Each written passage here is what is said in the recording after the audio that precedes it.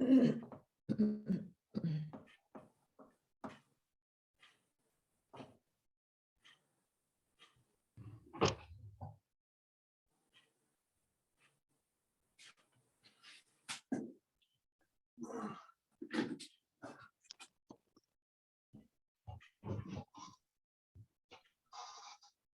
all. I just ask everybody put themselves on mute as they come in the meeting. As we go through the meeting, if you have any questions or you want to make any comments, I always appreciate. I have the list of who's in the meeting. If you can go to the participants sort of panel up there, you should be able to find your name. Actually, at the bottom of the screen, you can go to reactions and you can raise your hand. And that's generally how I'd prefer if people want to get the floor. Sitting here and doing this, sometimes I don't see you because I don't have everybody I can't see everybody's video or picture in the meeting. We try to run an orderly meeting. We got a pretty full agenda today. This, of course, will be recorded and we'll put on the NOW's website where a lot more people will see this after the meeting as well. Probably more than people are on it right now. So I think we're starting to see the speakers come in. I think we've got everybody. Who's that crazy guy with the long hair? I see he's here. So let's get rolling because it's 6:31. Let me make sure our treasurer's here. I gotta make sure the board's here.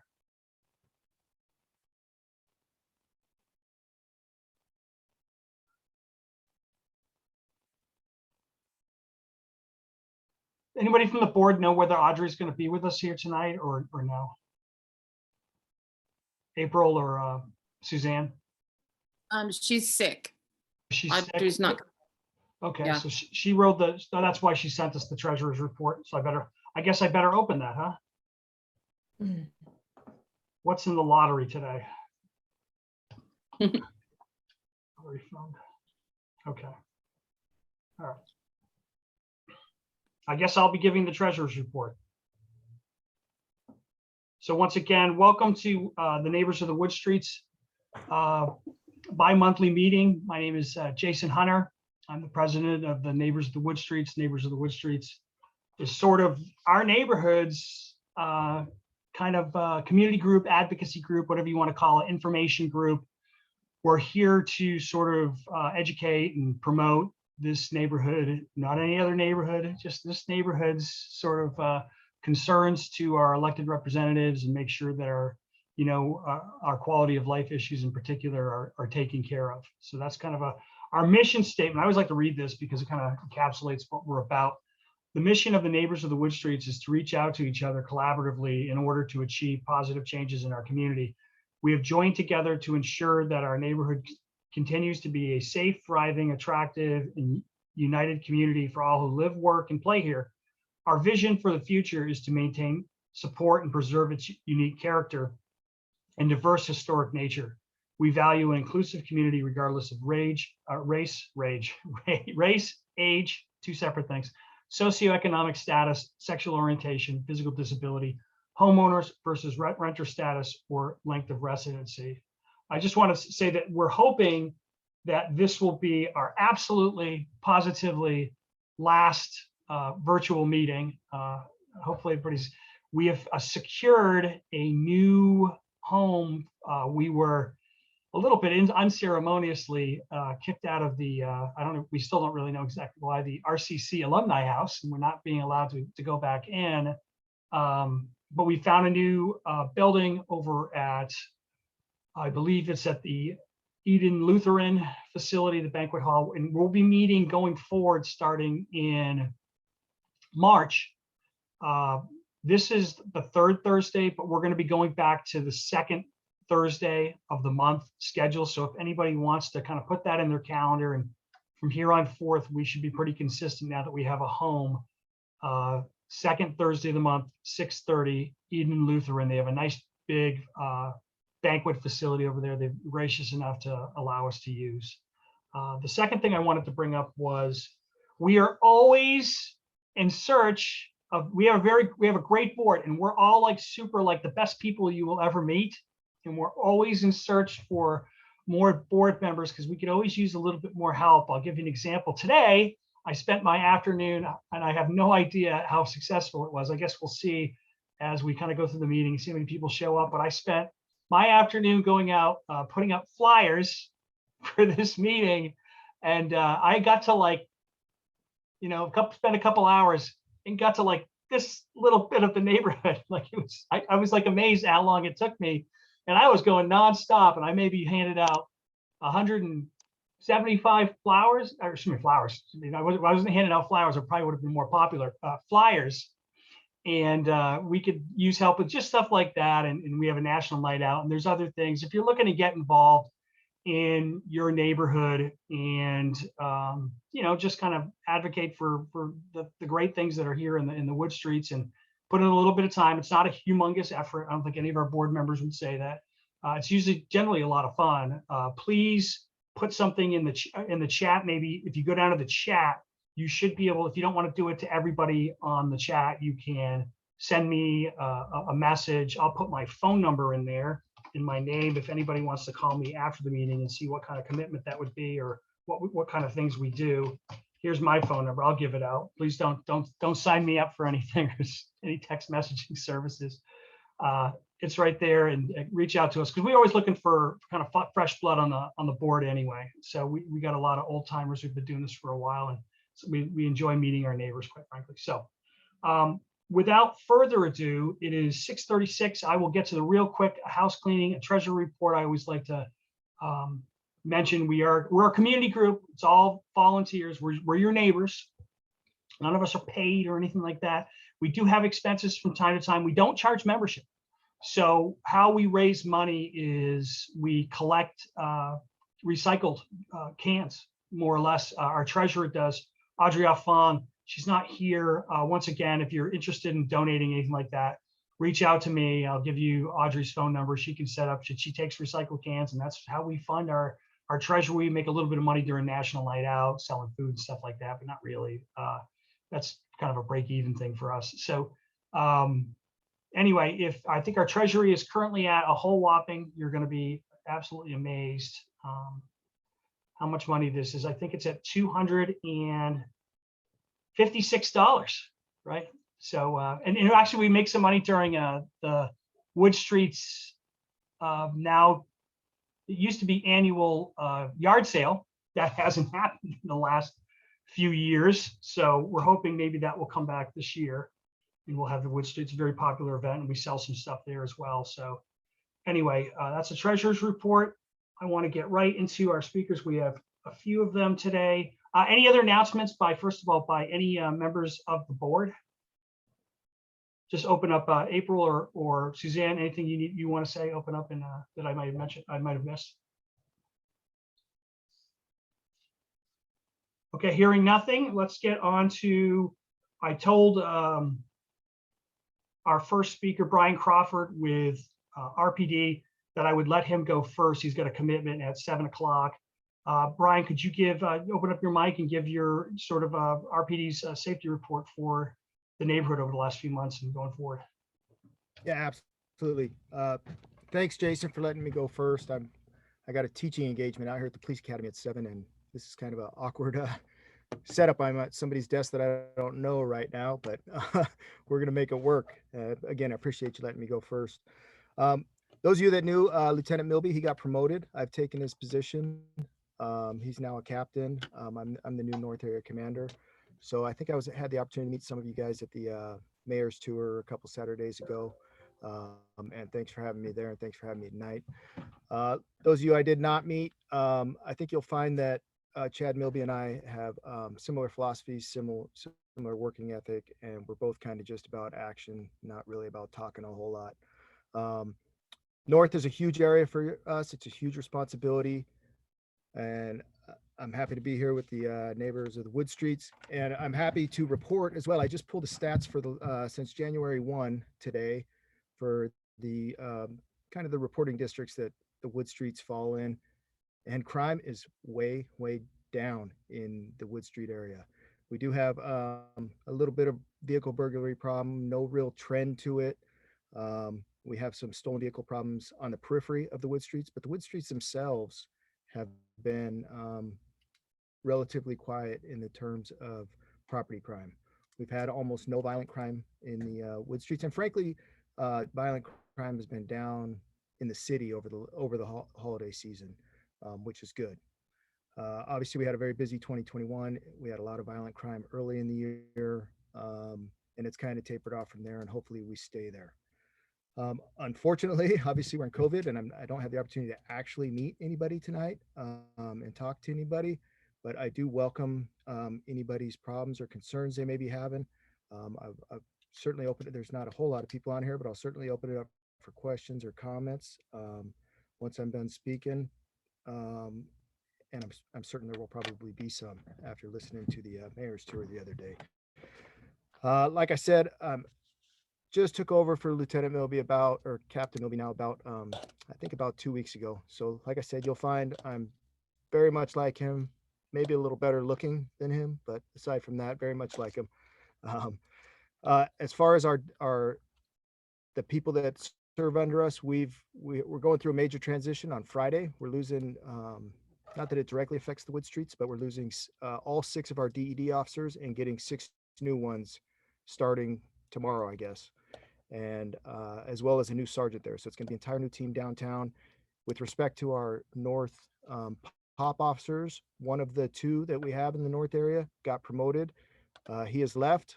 Rob Coltrera is the one who remains. He's been working in the north area by himself for the last 3 weeks. He's been working his nails to the bone, I guess, so to speak. Ryan, if you don't mind, I'm going to interrupt you for a second. When you use terms like pop officer and DED, most of us have no idea what you're speaking about. Oh, I apologize.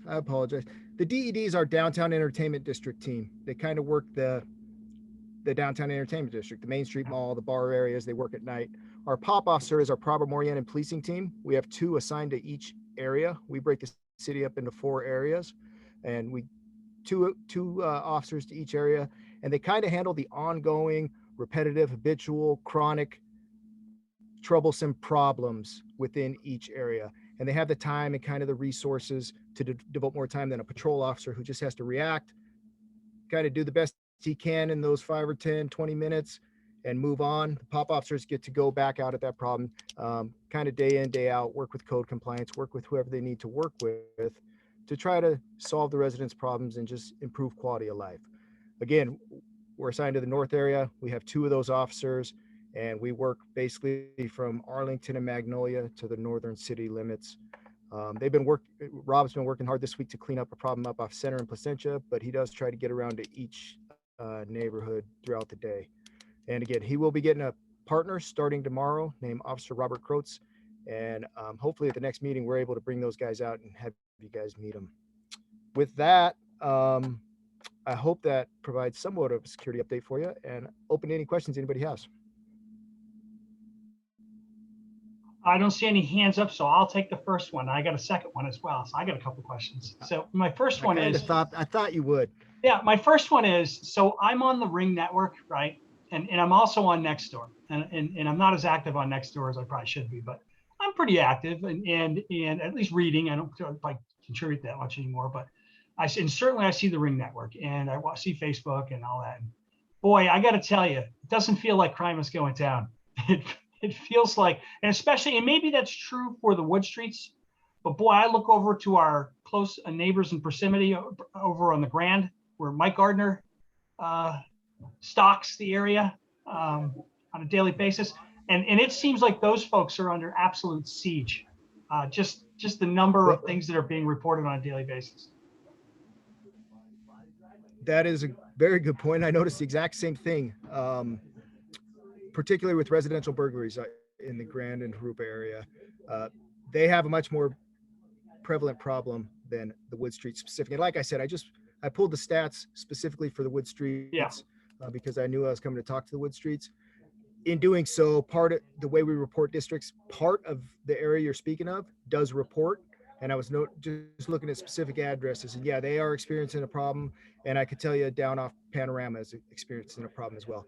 But the Wood Streets proper, so to speak, are have been relatively untouched. What's the issue with Panorama? Because I haven't heard that before. There's a vehicle theft problem going on there that I'm Okay. pulling all those reports now and trying to, I think I know what's going on, and it's been the same guy for quite a while. He steals them and dumps them in the same area, but I haven't been able to confirm that. All right. My second issue He is gets arrested regularly. my second issue is this, and it's along the lines of a motor vehicle issue, and also a noise issue and a safety issue, which is, and I don't know if any other neighbors have experienced this, but over the weekend we had a neighbor buy a electric scooter, right, with no muffler on it, and it is so loud it sounds like a lawnmower going off next to my head. And of course we were like, well, it's a new toy for it looked like about a 15-year-old and his 14, 13-year-old sister, going about 40 miles an hour down the street, even in the dark, no lights, blowing through the stop signs. And I didn't, the first hour I didn't want to be Mr. Buzzkill, but after the 8th hour, I thought, maybe something needs to be done about this, because I'm about to pull out all my hair and look like former Councilmember Gardner. Not to say he doesn't look good, but so what do we do with that? I mean, is that against the law? Is that something I did end up calling RPD on it, but I didn't feel like they were kind of giving me the old, there's nothing we can do, right, about this kind of activity. Is that true? Because I thought we had noise ordinances in this town. I thought that motor vehicles, and this was definitely motorized, you needed a license. I thought if you were in a motorized vehicle, you still had to follow the traffic signals or signs, and with no lights. What's your take on that? So there's a lot of questions in there, and I think you knew that when you asked it. But yes, there are things that are illegal with that, potentially, depending on the class of vehicle and such. If it's an electric bike, they have, I think, 3 classes. If the new electric bikes that everybody's driving has like 3 classes, they're not supposed to go over 25 miles an hour. If you're under 16, you have to wear a helmet. There's a lot of things. There is a noise ordinance. Yes, there's things we can do. And like I said, earlier when I was talking about the pop officers, those are problems more related to pop officer, or that we use pop officers to solve those problems rather than tie up a patrol guy for an hour talking to the family and such. So if you could email me the location, and if you know where they. No, the officer went and talked to the parents, which was good. Was really what I wanted, right? Was just like, listen, Right. there's certain acceptable behavior and certain non-acceptable behavior. And secondly, it's really dangerous to be going that speed at night with no lights on it's a scooter. It's not a bike. Yeah, absolutely. They are required to have lights. Like a one of those Lime scooters that the city tried out, and I don't know for whatever reason. Maybe Erin can comment on that. The Lime scooters kind of went away all of a sudden. I thought, man, this is really dangerous activity. No lights, no helmets, no nothing. So anyway, I don't want to make a big deal of it, but I was just wondering. I thought I won't follow up with you on that, because I think the officer did his best, right, and went to go talk to them. So anyway, that's my question. And if not, shoot me an email and I'll get the pop officer out there to contact the family again. Any other questions from the rest of the field here? Anybody else? I see Patrick, and I've already, of course, Patrick, I've said, please raise your hand in the participants view, but you're still giving me the old raise your hand when you're lucky you're in the front of my screen and I saw you. All right, Patrick, go ahead. All right, I just had a quick comment real quick. One, Mr. Crawford, I want to say, I want to thank the police response time recently when we had someone outside of my house, shooting up. You guys were there in less than 5 minutes. So I want to thank you so much for how quickly you guys respond. I mean, flat out, that's one of the great things about our neighborhood. And then just on a side note, Jason and everybody knows, and I know Mr. Gardner knows this about me, is I have a drum set. I make a lot of noise during the day, but I found that if you're reciprocal with your neighbors and I don't play after 4 o'clock, then, everybody kind of mellows out. So there's always a way. So always go talk to the neighbors. But I also want to say thank you guys for not, taking my drum sets lately. So I appreciate that. And then again, Mr. Crawford, we really appreciate your crew, everybody on the police force being able to watch over our neighborhood, because it's the best neighborhood. And I know most people don't give you guys some praise. So I just wanted to say, hey, thanks again. And especially from the stoner guy at the meeting. So I know that. Hey, Patrick, I really appreciate you saying that. I'm glad the guys got out there quick. And really what you speak of, that's always been the beauty of the Wood Streets, right? It's like the neighborhood I live in. We got a band in our neighborhood too. And they open up the garage and play, and people sit out there in their lawn chairs and listen. It's not a problem when it's not a problem. If you're neighborly, it's not a problem. And that's always been the beauty of the Wood Streets. there's one thing though, I gotta admit that most people don't want to hear my band. It was a death metal band, so we should never be playing pretty much ever, but it's one of those things I've been getting away with it so long that I learned to be a good neighbor that way. And people like Mr. Gardner pointed out to me years ago, hey, go talk to your neighbors and become a better neighbor. And that's what I learned to do. And that's one of those things that I want to say, this neighborhood has gotten so much better in the last 20 years. And it's one of those things that I know April and everybody here, nobody wants to leave this neighborhood anytime soon. So again, we feel really safe. And so thanks. I look at my neighbors and my friends that live in other parts of towns, and we pale in comparison to the problems they have. So thank you, sir. And thank you to everybody over there. Thank you for saying that, sir. All right. Well, Patrick, if you ever play your drums 8 hours next to me, you expect problems. No, just kidding. A couple hours is fine, man.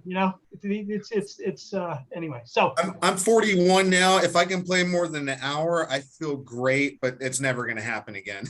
all right. So moving along, we have a very special guest. He is not unknown by the neighbors of the Wood Streets or in city circles. It is a welcome former council member of Ward 1, Mike Gardner, currently with the Western Municipal Water District Board of Directors. Thanks for coming in tonight, Mike. Thanks, Jason. I'm glad to be here. For everybody, Jason asked me to come and talk a little bit about what is Western Municipal Water District and why does Riverside, or at least our part of Riverside, care. Before you go into that, Mike, hold on. Before you go there, I was just doing a hello.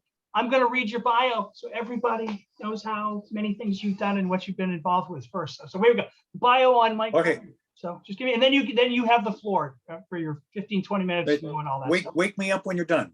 All right, there we go. Now this is good stuff. Now this is going to keep everybody's rapt attention. So an advocate for water supply diversity with more than 2 decades of experience in environmental planning and combined 35 years of utility management, even though he doesn't look like he's over 35 years old, oversight and policy experience, Mike Gardner joined Western's Board of Directors in 2020. He represents Division 1, which includes a portion of the city of Riverside located north of the Highway 91 and extending to the San Bernardino County line. Director Gardner serves on the board for Western's Finance Committee in the Joint Committee for the City of Riverside. He also represents Western on the High Grove Municipal Advisory Council and is the alternate representative on the Chino DeSalter Authority, Santa Ana Watershed Project Authority, Chino Basin Water Master, and the Western Riverside Council of Governments Executive Committee. In addition, Director Gardner is also an alternate on the Eastern Elsinore Valley and Rancho California Water Districts Joint Committees and the Riverside Advisory Committee. Mr. Gardner served on the Riverside City Council for 12 years, where he's a member of the City Council overseeing Riverside Public Utilities. And by the way, I want to give him credit because he was a linchpin, if anybody's been following the news lately, about Dave Wright and LADWP and how he was washing and steering contracts through SCAPA. Mike was instrumental in helping me when I identified that problem with shutting down a lot of the practices that were there, and I had approached the city and was having a real problem, and Mike recognized what an issue it was and shut it down at the time, and I can't thank him enough for doing that. He is currently a governor's appointee to the Seismic Safety Commission and has served 3 governors over the past 10 years. Director Gardner is currently a board member for the Mary S. Roberts Pet Adoption Center, Animal Solutions Connection, and Sunshine Haven Wildlife Rehabilitation, which means that April Glatzel is going to be a big fan of his, and he is a graduate of leadership class, Riverside Leadership Class of 2005. Mike Gardner is a 49-year resident of the city of Riverside, where he currently lives with his wife. His current term on the board of directors expires December 2022. Oh, that's this year. I didn't know that. So welcome, Mike, and you have the floor. Okay, thank you. Just a couple quick updates. I didn't realize that Western has not updated that bio. Our current governor did not reappoint me to the Seismic Safety Commission, so I am now off that after 11 years. It was fun, but it's time for somebody else to get to do that. 11 years is kind of a long time. And specific to the water world, I am now Western's representative to the Chino Basin Water Master, and SAPA, the Santa Ana River Watershed Project Authority. I had been, and the bio says I was the alternate. Little bit about Western. Western serves wholesale water and some retail customers in about a 527 square mile area. It includes all of the city of Riverside, although our retail customers are all up the hill in the Orange Crest, Woodcrest area. As you all know, down here in the older parts of Riverside, we are all Riverside Public Utility customers. A major difference between RPU and Western is RPU is totally supplied by local groundwater that it has rights to. Western was originally formed as a distributor of imported water from Colorado River and or the State Water Project down through the Delta, Lake Oroville down through the Delta. Since Western's water comes from far away, it costs more than locally produced water. You have to pay for all the infrastructure and the pumps and all those things to get the water from Northern California or the Colorado River to this area. Western's customers are not overly happy about that, especially those who talk to RPU customers and say, hey, my bill's a third higher than yours, and I have a different rate structure than you do. But we have worked hard at Western. One of my goals was and still is to get more diversity of water supply. We have gone from 100% dependent on imported water about 6 years ago to about 60% dependent today. So we have acquired some water rights that are owned by Western. We purchased some water from RPU from their rights over in the San Bernardino basins for water that they have a right to, but they do not need at this point. And we are taking some somewhat saline groundwater, both in the Chino Basin to our north and the Arlington Basin, which is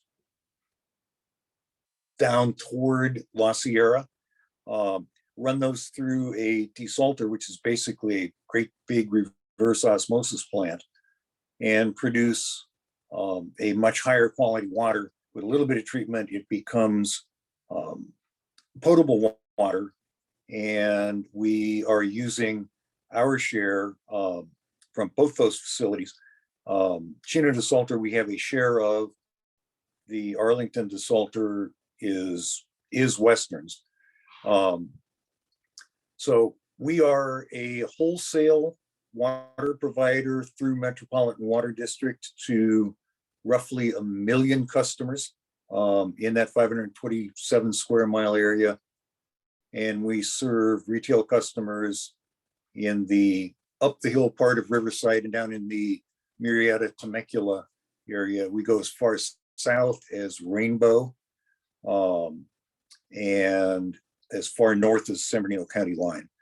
We're a 5-member board elected by, we call them divisions, geographic areas, like every other elected body that we're all familiar with. We're in the process of redistricting based on the 2020 census. We don't need to do a lot of movement. Here in Riverside, it doesn't look like there's much movement at all. It looks like we may trade a little bit of area down in the La Sierra area between Division 1, which is me, and Division 2, which is Director Gracie Torres. The Murrieta Temecula area, that division will need to shrink because they've had the most development in that 10-year period. So everybody's going to kind of shift south a bit, but it won't have any impact on anybody who is on this call.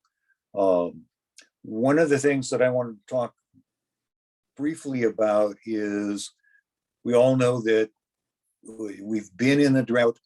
We had some really great storms in December that helped a lot, but not enough. We are still in a drought. I've got some statistics on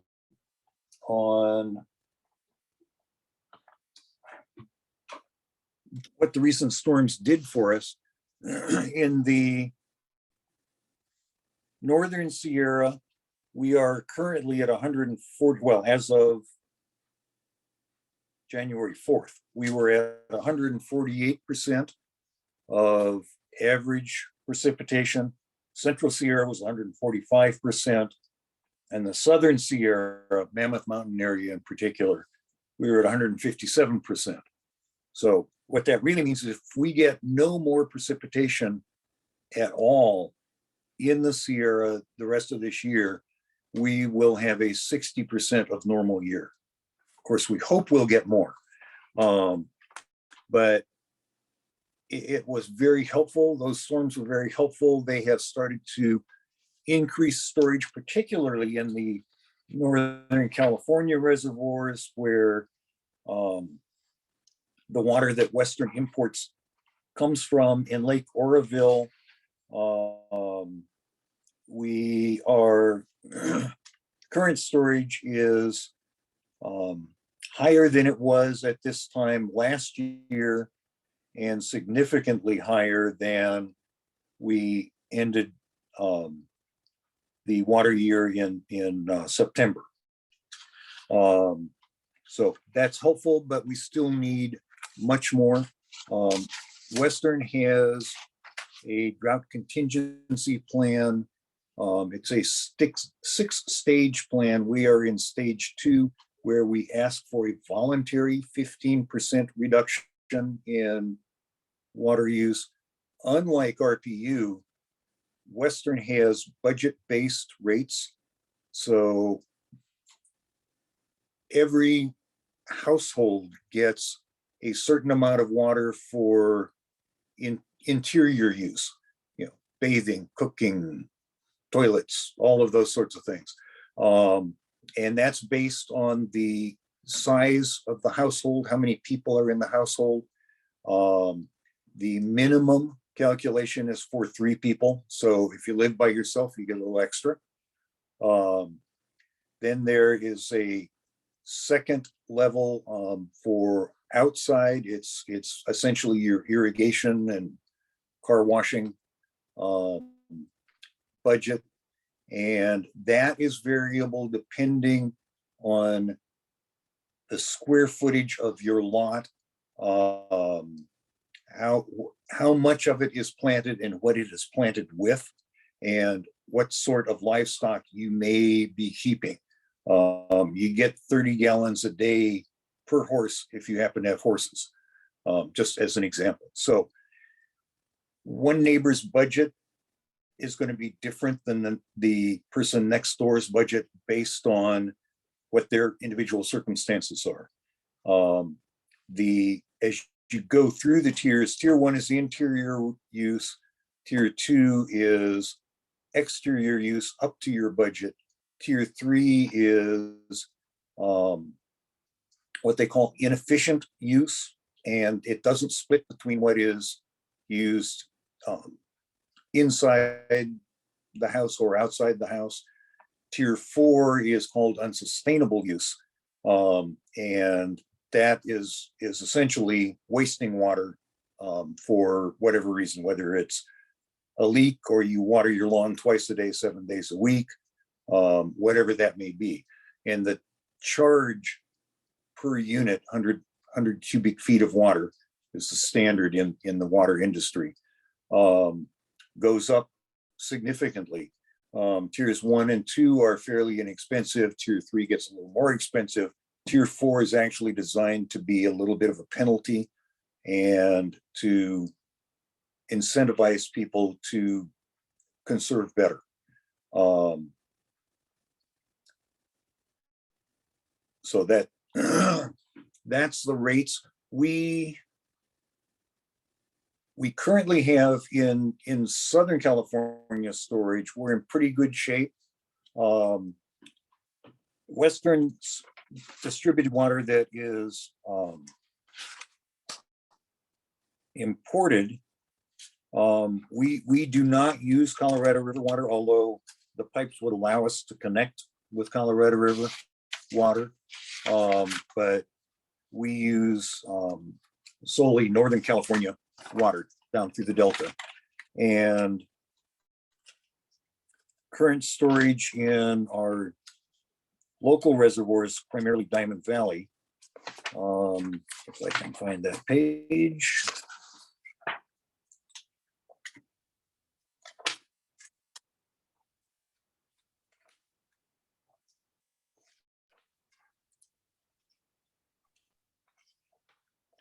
Mike, I'm gonna use this Sure. time, even though I said I wasn't gonna interrupt. I'm gonna interrupt. Is that so? The question, I guess, probably a lot of people on the Zoom call are asking. Okay, hey, listen, I'm an RPU water customer.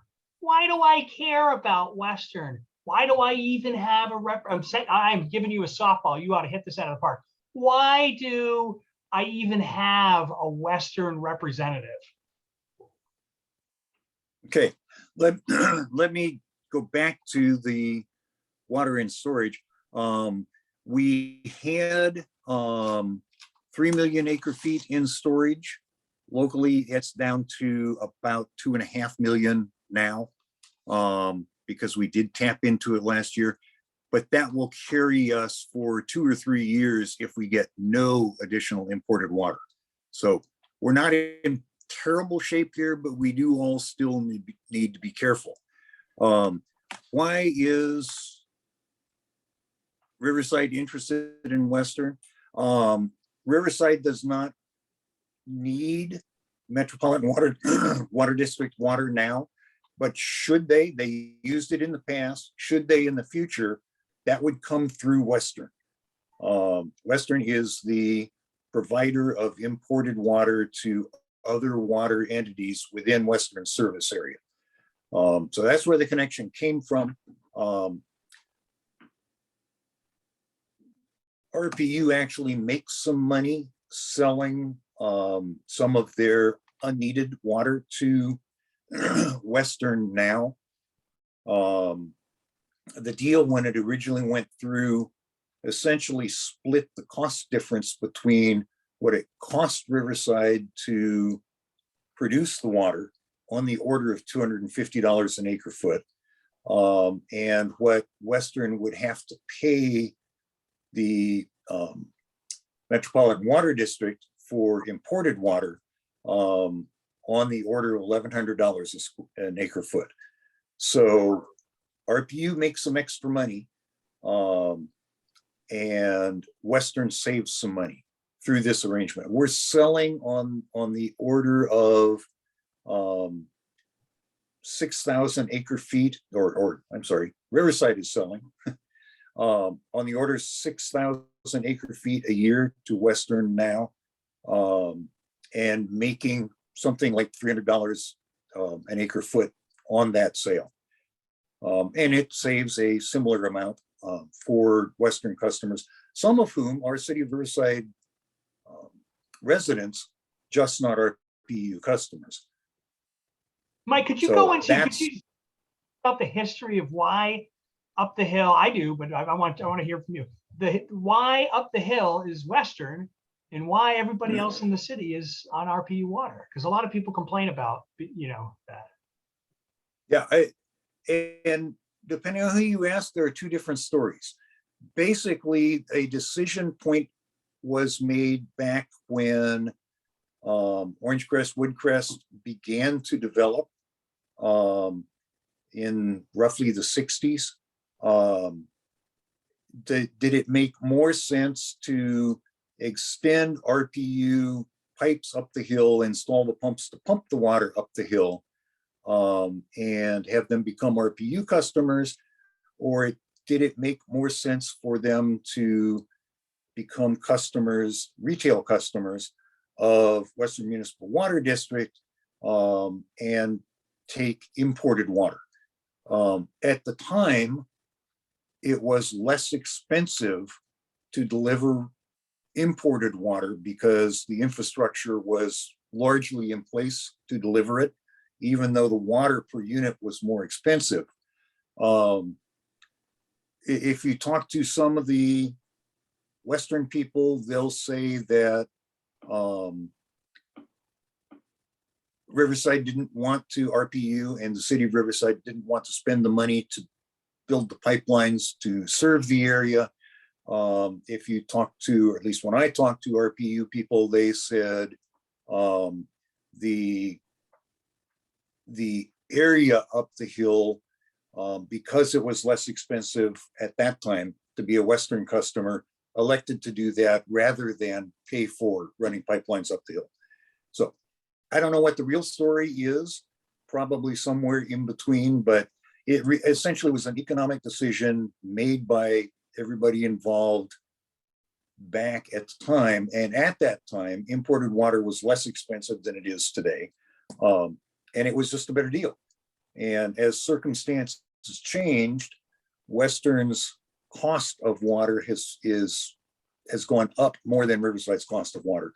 So now it costs more to be a Western customer in Riverside than had they become a RPU customer back then. Yeah. So it comes down to geography. It's just about elevation, and we benefit down here that we're not up the hill. We're low lives, lower Yeah, living well, price. And creatures down here. realistically, RPU is fortunate, and those of us who are RPU customers are fortunate that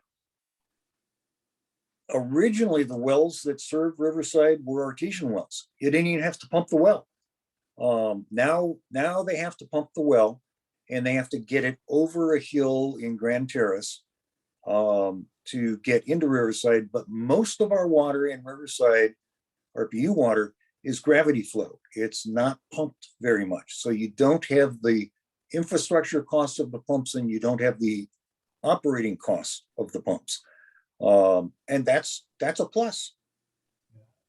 Really I think one of the natural advantages of Riverside that we never really, in my opinion, in a long time now, have really totally taken advantage of is how cheap the water is here. And the old saying, whiskey's for drinking and water's for fighting is true. And we really have a huge benefit when it comes to our quality of life and just our bills that come into our home, because folks who don't know this here, the only thing we pay for in our water is the cost of pumping, and then of course the cost of the maintenance employees. The actual cost of the water itself, to actually how much is that water as a commodity cost, is zero. We pay nothing. Yeah. And that's RPU owns that water. Yeah, it's amazing. So it goes into the history of California over the water. So I guess anybody have any other questions for Mike? I got one more, but I'll take any questions from the floor about water. Were you finished, Mike, or do you have anything else you want to? Yeah, I would like to stop now and answer questions, because I may be talking about things people don't care about, and I may be able to answer questions that people have. Sure. Any questions from the field? I got one more if there's not. I'm not seeing much out there. So my question is, there's been some talk in the past, and I don't know where it is currently with the current council, about maybe instituting budget-based rates here in the city of Riverside. And as part of the next round of looking at rates. I look at that and I say, there's some advantages, but then I look at, I don't know how it isn't just completely administratively onerous, right? Where you're having to talk to people and like, how many people live in your house? How many cats do you have? How many dogs? I mean, what is this? How much your yard is grass? I mean, how is that all? I have no idea how you have the time to determine all that. What do you think about the pluses and minuses now that you've seen both models, Mike? I believe that the budget-based rates create a stronger incentive for people to use water wisely. If your water is really inexpensive, you don't really care if you have a leak, as long as it doesn't create a problem for you. And if you don't have the oomph to go out and reset your sprinkler controls, let it run twice a day, 7 days a week. It doesn't cost you much. I think we California, and especially Southern California, because so much of Southern California does depend significantly on imported water, kind of need to reevaluate our view of water. And I do think budget-based rates help drive that. The way Western does the analysis is they have a consultant that uses essentially Google Earth, aerial photography, satellite photography, to identify how much of a lot is planted, and to some extent what it's planted with. You don't get extra water for dogs and cats. It's bigger livestock. It's cows, horses, that kind of thing. Not a lot of those in the wood streets, although I know some chickens. But it is interactive. Western, through its consultant, does its best to identify what's there. They use census data for determining initially how many people are at an address. And the customer is asked to, if anything is different, please tell us, we'll adjust. There are other adjustments that are made, and I think RPU still does something somewhat similar, because RPU has tiered rates, although not budget-based rates. If, for example, you have a swimming pool and you drain and refill your pool, let your utility know, and they should bill you at the lower rate. You still have to pay for the water, but it shouldn't kick you into the next tier. Western does that, and I believe RPU still does. So it does need to be a two-way communication. There does need to be more of it with budget-based rates, especially as people are either becoming a customer, or if that's implemented in an area and it's new and people need to try to get used to it. It's a big change. People don't like change by and large, but I think it has some advantages. It does have some downside. It's more work, and it can be more expensive if you use a lot of water. Well, thank you. Thank you, Mike.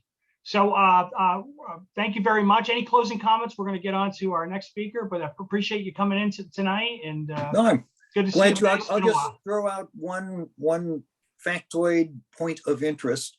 Of Western's 5 directors, 4 of us are up for re-election come November of this year. 2 of us, because we are filling short terms, or the remainder of a term for directors who died in office. I'm filling the last 2 years of Bob Stockton's term. Laura Roten, who represents Norco Hooper Valley Eastvale area, was appointed by the County Board of Supervisors to fill a year of Don Galliano's term until the next election. And then we have 2 directors, Brenda Denstedt down in the Temecula-Murrieta area, and Gracie Torres, who has the part of Riverside I don't, are up in the normal cycle. They are normally 4-year terms, but four of us are up for re-election. In theory, we could have 4 brand new directors, and Director Fauzia Rizvi from the Corona area, with 2 years under her belt, could be the senior director. That makes the staff at Western nervous. But I believe all 4 of the directors whose terms are up this year do intend to run for re-election. And we'll see how much change the voters wish to have. But You folks will be hearing from me as we get closer to an election. I'm sure we will. I'm sure we will. Thank you, I want Mike. to give a Appreciate special, it. I want to give a special shout out to Mike Gardner because he does a lot of hard work with the animals in town. So thank you for doing that, Mike. We really appreciate that. No, glad to. So And plus, thanks, everyone. a special shout out, my dog before he passed loved Mike Gardner. So you know he's a good guy because my dog hated everybody but loved him. So let's get to we have Councilman Edwards here. Let's get the ward ward update. Erin, take it away. Thank you so much. Good evening, everyone. Happy New Year for those that I haven't had a chance to see or talk to in the new year. But it was great to see so many of you out at the Mayor's Big Tent Tour earlier in the month. And the next one that will also be in our ward, just as an FYI, is coming up. It is the 5th of February. That's a Saturday at the main library. And I haven't yet heard if there will be any changes because of COVID, but we'll certainly keep you updated, and the mayor will as well. So I'll just start with a quick COVID update. The city is really taking precautions, and I'm sure you've noticed the announcements coming from the city that we are entirely virtual in terms of city council meetings for the month of January. The library is closed for in-person services and programming, but you still can get library to go. I actually just picked up some library to go books on dinosaurs for Ramona today. Due to the large number of staff who've come down with COVID, which is also the reason for needing to close the library, or quarantining or parenting children who are in quarantine. RPU has also closed their in-person services through January 28th. 311 staff are ill, so 311 wait times will be longer than usual. The one-stop shop is also closed for in-person services, but one of the silver linings of the pandemic is we were able to accelerate in 2020 really robust virtual option for the one-stop shop. So we're hoping not to skip a beat. And actually, as a point of interest, 52% of customers at the one-stop shop choose to do business virtually, even when in-person services are offered. And customers are choosing to submit plans digitally, with 72% of all plan checks being performed virtually now. So that leads me to believe that even though we all wish we could be in person and hope we will be again very soon, we're still working very hard to serve the public and have the services to do so virtually. I just do, though, want to thank you for your patience and hope that you're all well. And to remind you, and I know Paloma's in the meeting, so Paloma, maybe you can help me by putting the links in the chat, that there is testing available, and there are lots of options for testing, though it is harder to find a slot for a test these days. So a tip that I learned at the city council meeting is that slots open usually around 6 p.m. So I just did a quick test right before this meeting, and there were a couple slots still at the downtown kiosk that were available, though it does look like Saturday at Fairmount Park, the mobile van has filled up. But I just went to Bryant Park today. That's right. I traveled outside of Ward 1 and got my test there. So if you're able to schedule a test a few days out, usually you can get one closer to home. All right, so now into updates that are a bit more fun than COVID. I'll report on investing in neighborhoods, housing and homelessness, and putting Riverside on the map. So starting with neighborhoods, I'm sure you've all noticed the Magnolia paving project has started. I was thrilled to be at the first saw cutting, and even though there's been some rain, which delays the project slightly, it is happening, and it's about time. We're all so excited. The park ranger program that we've been working on, we're still hiring and should start in March, and will be fully staffed by the summer. So I remain thrilled that this program passed. I look forward to seeing how it will transform the way that we do policing in the city, and hopefully the experience that residents have in parks. What is the goal of the park ranger program? Is it just Fairmount Park? Is it all the parks? And what's the goal versus just regular policing? No, so there are 50 some parks in the city of Riverside, and we'll have 20 park rangers who will be largely on foot and on bicycle, who will divide their time within those parks, but it'll be data based. So if we have a park that doesn't really have any issues, then the park rangers would not spend as much time there and would instead focus on where we are getting more calls, which I think is a good way to do it, since again, we have more parks than, at least in this first iteration, we'll have rangers, but they will not be sworn officers, but they will be housed within the police department. So this is the difference. They'll be able to respond nimbly. They'll get training from the police. And if there are any issues that arise that are above their training, they have very fast access to the police department to get the right resources there for the issue. So like I said, I think it's a way that we see Riverside continuing to innovate in the way that we are policing and providing secure neighborhoods. Trash pickup. I hear your frustration. My trash is also not always picked up at the time that I wish that it were. Just as I previously mentioned, we have a lot of staff in the city right now who are sick with COVID, and no exception in public works, but we are hiring and onboarding as fast as we can to cover the positions that were vacant, trying to make sure that staff is healthy, and purchasing new equipment. Some of the reason for the shortage is we have very old equipment and parts as they break that are no longer made, or due to supply chain issues are very hard to order, take a long time. So I think we're taking a lot of good steps to hopefully address the trash pickup issues, but certainly looking at the 311 reports and my inbox, it's a pain point for all of us.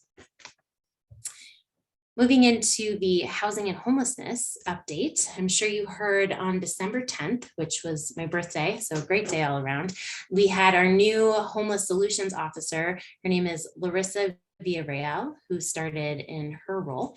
I've now had a chance to meet her one-on-one, and she's jumped right in, hit the ground running. And so I hope that you might invite her as a speaker to a future NOWS meeting, because Sure. it can be fascinating to hear the direction she wants to take the office and how she sees the issue of homelessness in the city of Riverside.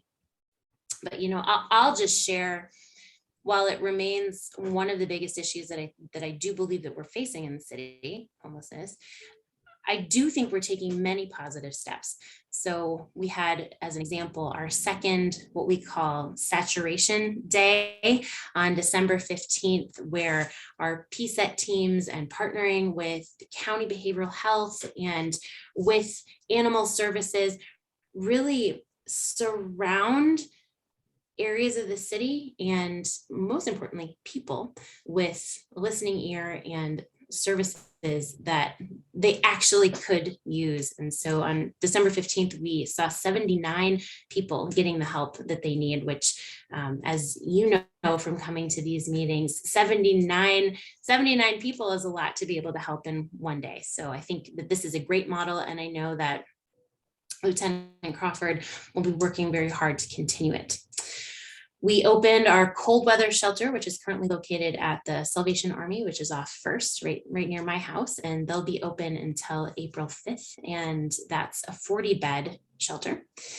The annual point in time count, I wish I were coming to this meeting saying volunteer for the point in time count, which is where we go, and as volunteers, we actually count the number of people on the streets experiencing homelessness and go tent to tent and do a survey. So we have as much data as possible, which does help us be able to serve individuals. It's been postponed by a month due to COVID, and the county is evaluating the way that they will be using volunteers, if at all, this year. So stay tuned, and we'll make sure to post once we hear something definitive there. Erin, can I ask a real quick question? How long have we done the point in time count? Do you know how long that's been done? That's a great question, and I don't know.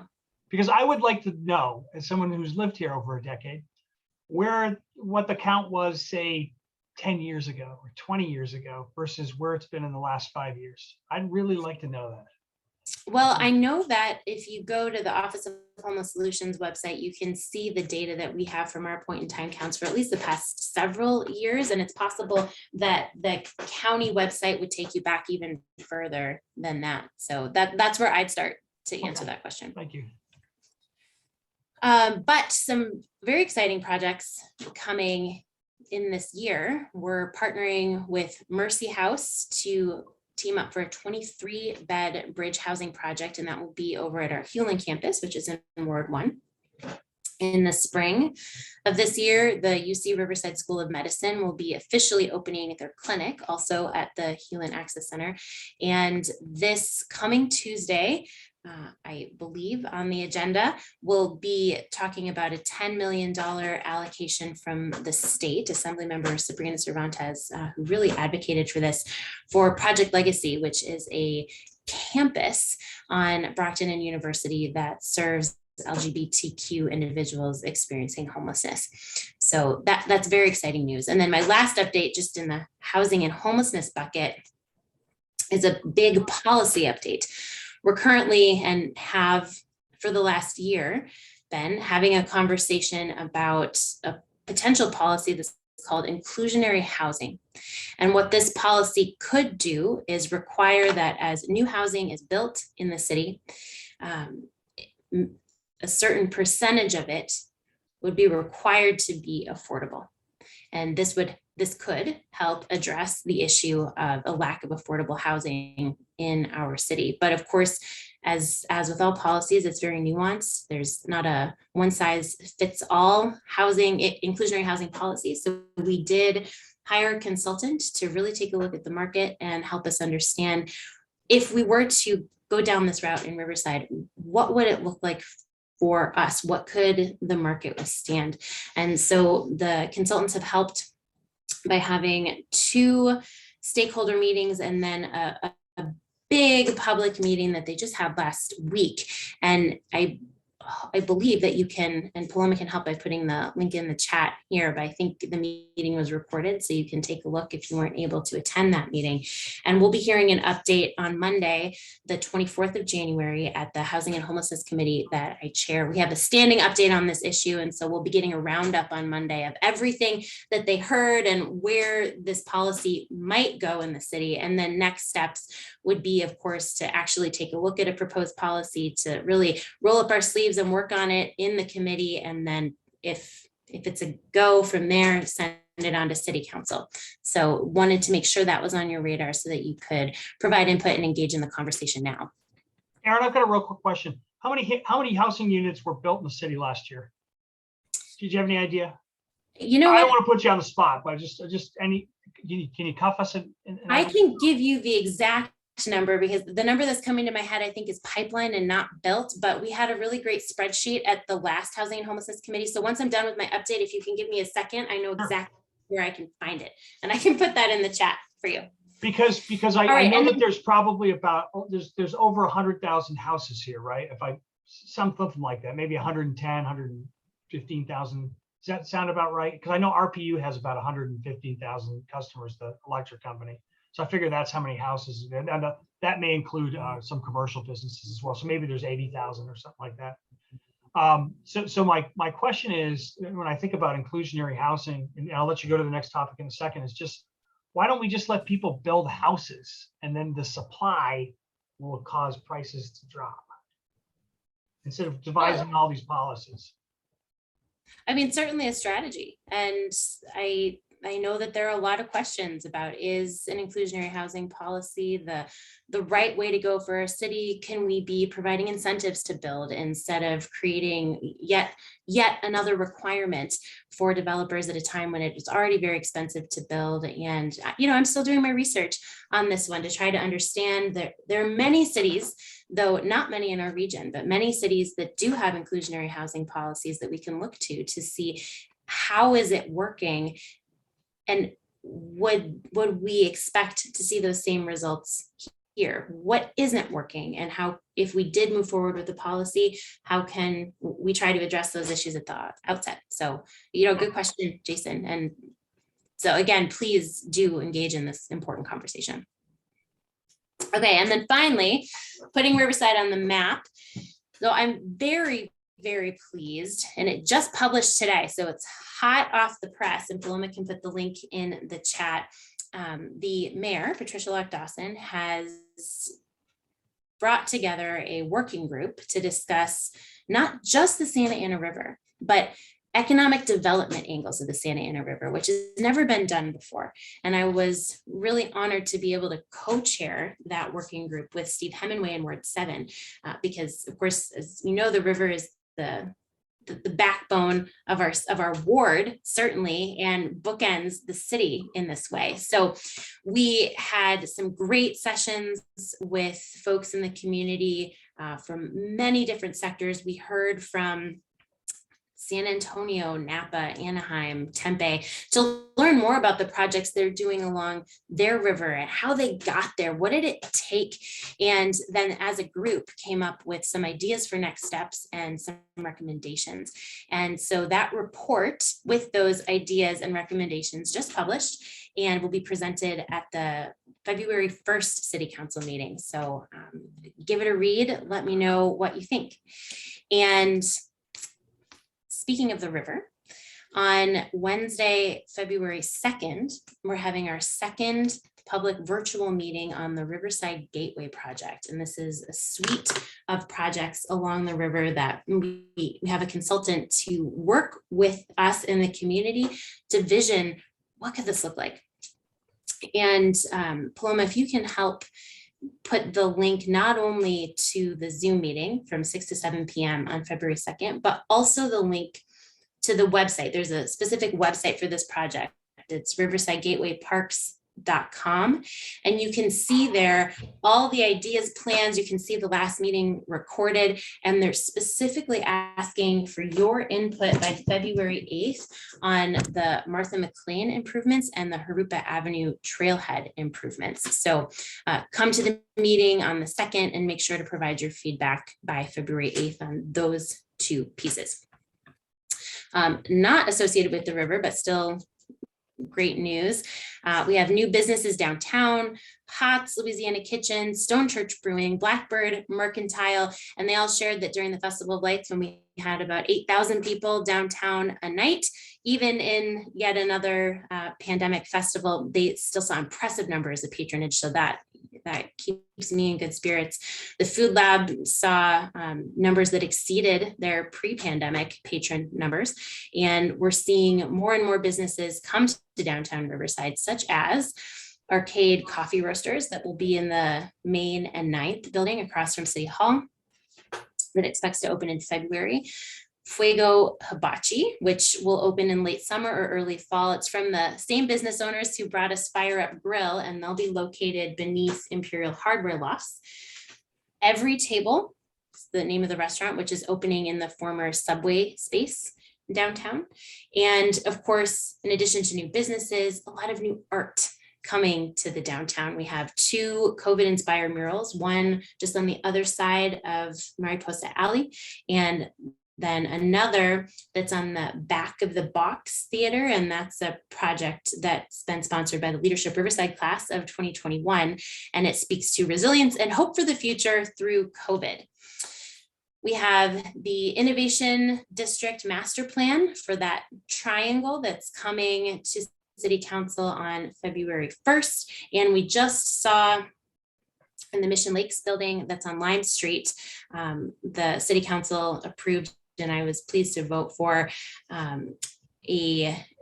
some funding for both Excite and Epic to support startups and local entrepreneurs in this new location and continue that really important work in the City of Arts and Innovation right in the heart of our downtown. So final updates. My next office hours will also be virtual. I know we've been enjoying doing it in person. We'll take January virtual and hopefully can go back to in person from there, but they'll be next Thursday from 6:30 to 7:30 p.m. And Paloma, if you wouldn't mind sharing the link in the chat, that would be fantastic. And finally, if you can believe it, in December 3rd, I celebrated my 2nd full year in office. And so we published our 2nd annual report, and Paloma can put the link to the annual report there in the chat. And with that, I will end my update and take questions. Any questions from the general membership? Come on, I know there's got to be questions. Don't be shy. April, were you raising your hand? Yes, Okay, go ahead. I couldn't figure out how to ask my question in the chat, so that's why I raised my hand. Oh, no, by all means, I want people to ask their questions. Just you don't have to Erin, put the chat. My question is for Erin. Regarding the Gateway project downtown, who is Ward 1's representative? For the Riverside Gateway project, Yes. can you explain what you mean by representative? I went to the RRR meeting last night and they were talking about the Riverside Gateway project, and apparently every ward has a representative. And somebody at that meeting last night wanted to be the representative for their ward, and someone else already grabbed it. And it was Steve Hemingway, who is already somebody who's with the city. And we were just hoping that more citizens can get more involved. So I was just curious who our representative is from Ward 1 for the Riverside Gateway project. To my knowledge, April, there aren't representatives from each ward for the Gateway project. The Gateway project is this suite of many spots, most of which are in Ward 1 along the river. And the consultant is bringing together neighbors in these, unfortunately, they've had to be virtual, but virtual meetings to seek input from everyone. There isn't a specific committee that I'm aware of. I think All right, April, maybe probably I just- what you're mixing up is I think that there is sort of a Santa Ana River, like looking at it from an economic development. Remember, there's like a task force that the mayor put together. And I believe the person from Ward 1 that's on it is Don Wilson, who's the head of the, right? If I see. So yes, the working group with the economic development of the Santa Ana River, the report that I mentioned that just came out, we actually didn't have a representative of each ward on that task force. This was the mayor's initiative. So, she came up with a list, and Steve and I also talked about folks who, have expressed an interest in the river or who would bring a particular perspective. So it wasn't like the boards and commissions that have someone from every ward and then the citywide seats. It was a bit different than that. Okay, my mistake. Sorry. No problem. Mike, I see you got your hand up. Watch I out, do, this Erin. this guy's he can be tricky. Be careful of this guy. No, this one is pretty straightforward, I think, and I recognize, Erin, you may not have the information at hand, but I'm curious if we know how close to being fully staffed in the solid waste driver category we are as a city, and also in street sweepers, because it's at least my understanding that sometimes they are taking street sweeper personnel and putting them in driving the solid waste trucks. As I have noticed, at least in my neighborhood, which is adjacent to Wood Streets, the street sweeper does not come as often as it used to. So I know that there's a direct impact from people being off ill, largely due to COVID, but why is less important. I think what I'm trying to get at is of the shortage of employees, how much is unfilled positions and how much is illness? Right. So in terms of the recruitment status, I'm looking at an email that I have from late December where we have one new employee that started working as a general service worker, one vacancy, one position being screened for applicants. In the solid waste operators, we have 6 vacancies. 4 offers were made at that time, and there were 2 remaining vacancies. For a senior solid waste operator, we have 4 vacancies, 1 new employee that recently started, 2 offers that have been made, so 2 remaining vacancies that we're looking to fill. Solid waste collection supervisor, we've been doing some internal promotions, and at least at that time in December, the solid waste collection supervisor 2 had 1 position available, and we had candidates under review. So I am getting regular updates about this, and we're trying to do everything we can to fast track getting folks through the hiring process and in those positions. And you're absolutely right. In the interim, we're working with the unions and trying to make use of volunteers from the broader public works team to assist with solid waste tasks. So we're doing what we can. I appreciate it. I gotta follow. Yeah, I've talked to a couple of the drivers, and they are working as hard as they can. It Yeah. is, I mean, the people are doing 2 routes or a route and a half in a day. But it's, as I'm sure you've heard, it is frustrating to residents. Mhm. One thing that I find especially frustrating, it's a little less bad now that fall is over and the leaves are all down. If in many of the neighborhoods in this area, street sweeping is the day after trash collection. And if the cans are left in the street because the trucks didn't come, the street sweeper either doesn't come or is very ineffective. So that, I mean, that is just adds to the problem. But like I said, I'm sure you've heard that. I have heard that. I've experienced that also as a resident. And so just let me tell you, I'm really looking forward to the day that this is no longer the #1 issue in my inbox. All right. Thanks very much. Parts of Riverside are done by private companies, and some of it's done by the city. Are the private companies having staffing issues as well? They are. In fact, there was a great article in the Press Enterprise that I have here as a PDF, and I will, as soon as I stop talking, try to figure out how to put it in the chat so that you can see it. The article is called "Why is Your Trash Getting Picked Up Late in the Inland Empire?" And you can see, yes, the city of Riverside is quoted, but you can you hear from CR&R and others that talk about how this has been a nationwide issue and manifesting at a regional level as well. Erin, at one point in time, the city, and in fact, one point in time, it was 2 years ago, the city had supposedly commissioned a study by a consultant to look at either, I think that it was originally going to be whether we were going to outsource more of our trash. And then the new council decided to look at whether we were going to insource. When is that study coming back? It's been 2 years. You're right. That one is lagging, and I don't know when that is coming back, but it's a good point to nudge on that one. Okay, thank you. And then lastly, at the mayor's big tent, I always want to say big top because I feel like the circus is coming to town.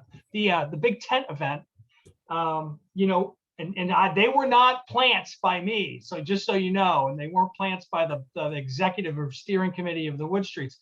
There were a lot of comments about, density and infrastructure concerns in the neighborhood. What do you think? And along those lines, we've got a lot of folks, I think, probably in this meeting tonight, and we've had them down there at the council on a couple of different meetings back when we were meeting in person. And I really do hope we go back to in-person meetings very soon, because I think we're going to be showing up again as soon as we do. About the Palm Avenue project. That is a very unpopular project in this neighborhood. And the history of it is questionable, in my opinion. I have been watching, and I've probably gone to more city, Mike will probably vouch for this. I've probably, as a private citizen, gone to more meetings at City Hall than probably anybody in the history of Riverside. Okay. I read almost every single agenda and I look at almost every single project. And I have never seen a project on a spot like that over at Palm, coming up the hill. For the folks who aren't familiar with it, it's coming up the hill from Tekaskeet Park, Bonominio Park, going up Palm. On the right-hand side, there's a triangular lot. It's about an acre or so. There's a project there that's proposed for, I think it's 7 or 8 houses, 7, 8, I forget. 2-story houses, that got 8 planning code variances. I've never seen it. I've never seen anything like it, which makes me start to question, how did that project get pushed through? And we don't feel like that project should be built, especially in the face of the fact that we know, okay, we're not going to debate it anymore with Public Works. We know the sewer system is having problems. It's up against the wall as far as capacity goes. and we're having sanitary sewer overflows. I got a chart from the state. It shows how many there have been, right? There have been dozens in the last 10 years, right? I don't think any sanitary sewer overflows is acceptable, 0. And we've had dozens here because our sewer system was designed for single family residential houses. And if you up the density without replacing the sewer first, we're gonna have even worse problems than we have now. And the problems we have now is water infiltration into the sewer system during the rainy season. That makes the sewage come out the manhole covers and run down the streets. And that is a really, really serious public health issue. And we feel like before the city goes any further with this, we're going to put density in the wood streets. And I think that's debatable, and that should be a discussion held with this community, this neighborhood. We absolutely positively have to address the electric infrastructure, the water infrastructure, but particularly the roads and the sewer infrastructure. What are your thoughts? Well, I'm so glad that you're focused on infrastructure because as you know, and I remember April, you and I had a conversation about the ARPA funding after the mayor's tent tour. So that's the American Rescue Plan Act funding. We have a $71 million one-time allocation to the city of Riverside that's been divided into 2 tranches of funding. And we have at council had a conversation about the first 30-some million. Coming to council in February will be a conversation about the allocation plan for the second 30-some million. And I know that the city staff heard loud and clear from me and so many other council members that infrastructure is an allowed expenditure for ARPA. And we have many infrastructure needs in our city, and we want to make sure that we're focusing much of this $30 million on those infrastructure needs and the most pressing projects. And the good news is that the final rules from the federal government just came out and clarify more of what that means, what infrastructure looks like, what you can spend money on. So I'm anticipating a great conversation when that comes to the dais, and hope that you'll be helping get people into that meeting to talk about the real need to address and fund our infrastructure in the city. And of course, this is in addition to the federal money that we're all anticipating will come and support infrastructure projects. So I certainly have my eye on that, and we'll be advocating for our ward to have its infrastructure addressed as fast and as reasonably possible. Does that mean Wood Street sewer system? That's what I want to know. That's what I want to hear. I mean, I hope so. I know that on the agenda, you talked about manholes. On the agenda for Tuesday, we're replacing manhole covers, and those do all happen to be downtown. I was looking at the map, but you can see, you know, we are in our ward working on these important infrastructure pieces. And, you know, to your question about the Palm Avenue project that was entitled in 2014, that is 7 homes. And they will be single family, 2-story with detached garages, which is consistent with the Wood Streets. Each home will have, like I said, its own garage. It will have its own driveway. And they're in building plan check now. And what that means is that public works, public utility, planning, fire, they'll all need to look at all the plans before anything is built. And I know that if folks on the call continue to have questions about that 2014 project, that the planning department has offered to come and share more specifically about it here, and which I think would be very helpful, ask the developer to come and meet with you directly. Mm-hmm. I'll tell you what, Erin, you give me the developer's phone number and I'll be glad to give him a call. I'm sure you would. Mm-hmm. Yes, I would. And so I think once again, I think somebody owes an explanation to this neighborhood as to how you get 8 variances on a project. I've never seen it. That's the craziest thing I've ever heard. Okay. And so anyway, any other questions for Erin? Oh, Frank. Hi, Erin. Sorry I stayed quiet so long. But the issue that I have a little bit is those 2 stories do not match our neighborhood at all. So And this would be equivalent to a 8-story high-rise getting put around your house. Your house, not mine, yours, where you're living right now downtown. It's equivalent. And this you turn into, you know, the old man sitting in his own little house surrounded by all these high rises, you know, and then you're going to put balloons on your house and fly away. I'm sorry, this is wrong.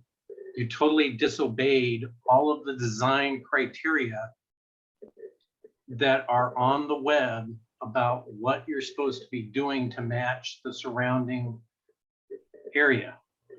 And it is not matching. Maybe 3 homes, but somebody is getting an awful lot. And I don't know why.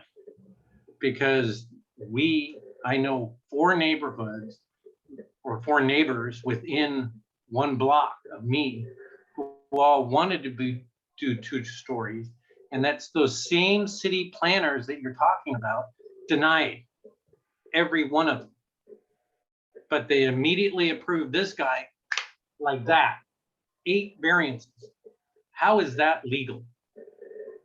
You know, I'm great. Let's go do variances around you. I want to put in a dump around you.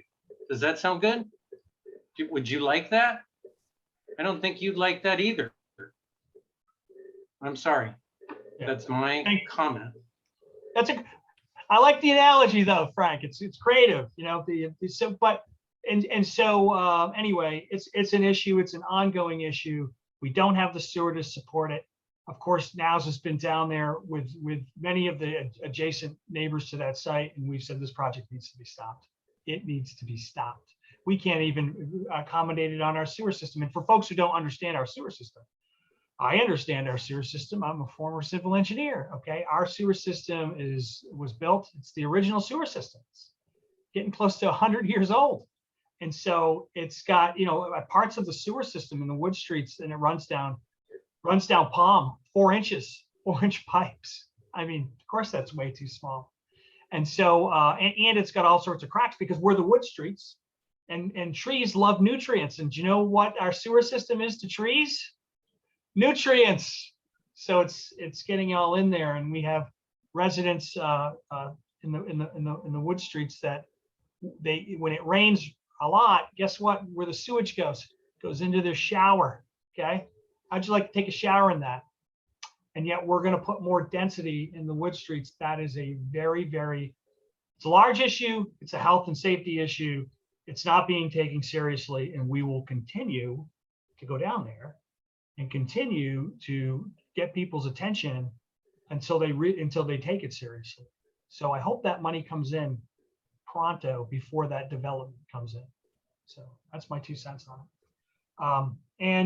Another question I had, Erin, is, so part of my issue on that development is that it sat on a shelf for 7 years. It was approved. So everybody was like blaming Erin for the development. Erin wasn't here. I mean, Erin might not even have been in the state in 2014, right? I mean, 2014, it's approved.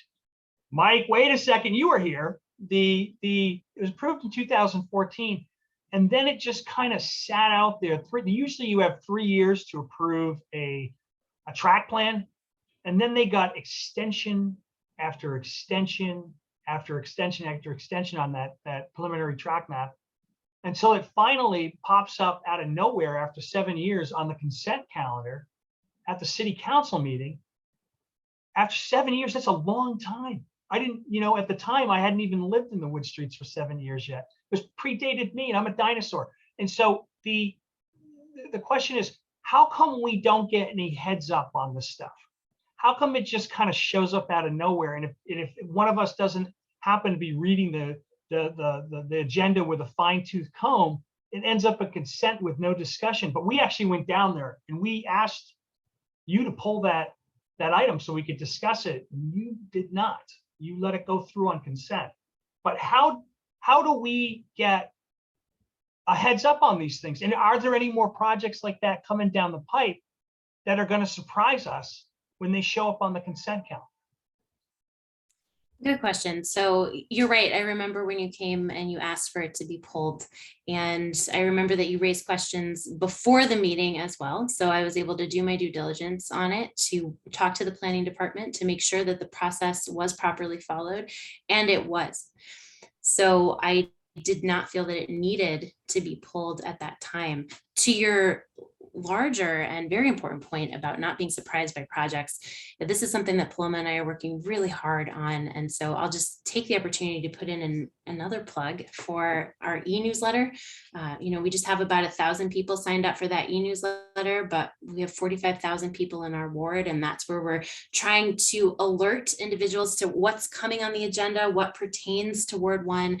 We do our best to update on social media, but we know that that's still not reaching everyone. So, as in the first 2 years in office, our third year, we're striving to do an even better job to make sure that there are no surprises, that people are aware of what's coming up on the agenda. And of course, it's neighborhood groups and engaged neighbors like you who also help get the word out and reach your networks. So I see Paloma put the sign up for our e-newsletter in the chat. And if you already have signed up for our e-newsletter, share it with 10 friends who live in the ward, please. Really would appreciate that. Thank you. And we're getting ready to close here. It's 8 o'clock, and I'm going to get the final word because I'm chair. I'm going to go back to the Palm one more time. And I want to thank everybody for attending, by the way. Thank you everyone for attending. And I always liked Mike when he was a council person, and Erin as well, is they take the tough questions and they answer them.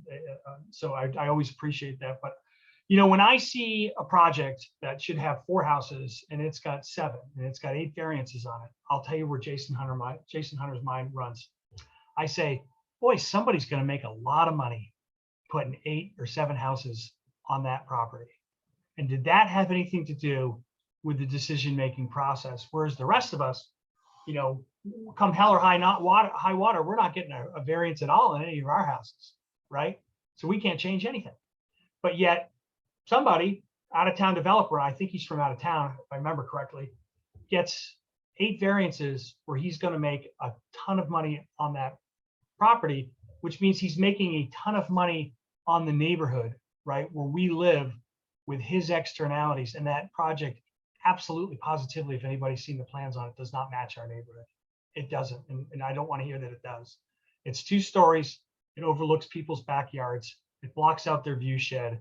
It has entrances not directly off the street. It's going to have 6-foot walls running along Palm over there, because you have to have that if you're going to be looking into people's backyards. I'm just telling you that this project stinks. All of it stinks through and through. And if something isn't done about it, you're going to continue to hear from this neighborhood. But thank you very much, and thanks everybody for attending. And we'll see you once again. Our next meeting is going to be at Eden Lutheran. We use 6:30 from now on, hopefully forevermore. Second Tuesday of the month. So thank you very much for attending, and take care and have a great evening.